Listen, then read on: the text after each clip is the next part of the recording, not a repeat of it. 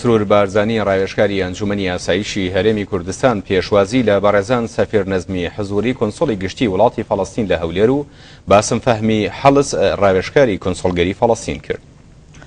ده هەفتیتنەکێدا تێکلێن دوالێن هەرێما کوردستان و فەڵەستینی هاتن گفتوگۆکردن و تەکەسکردن و تێکلێن دیرۆکیان گەلێ کورد و فەڵەستینێ بنەمایەکە خورتە ji بۆ فەرهکردنا تێکلێن نەهایەن هەردووالێن دە هەموو ئاستاندا.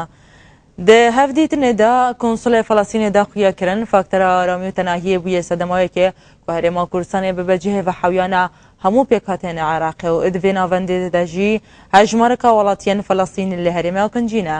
هەفتەمە شێوردەرێ جواتە ئاسایشدا خویەکردن سازیان هەرێمێ هەموو ئاواکێ هێسانکاریان ji bo سوودەیە وان وڵاتیان فەڵەستینی پێشکەش دکە ku serdana herêmê dikin yan jî li herêmê akincî ne. Dedawiya hevdîtinê de jî Mesrûr Barzanî hêvî xas zûtirîn dem hemû alozî û tundûtîjiyan rojhilata navîm deyî were û hemû gelê deverê di aştî û tenahiyê de gavan ji bo paşerojeka pirşing derbhavêjin û edvê navendê de jî her du gelên dosibe hemû mafên rawên xwe bigehin.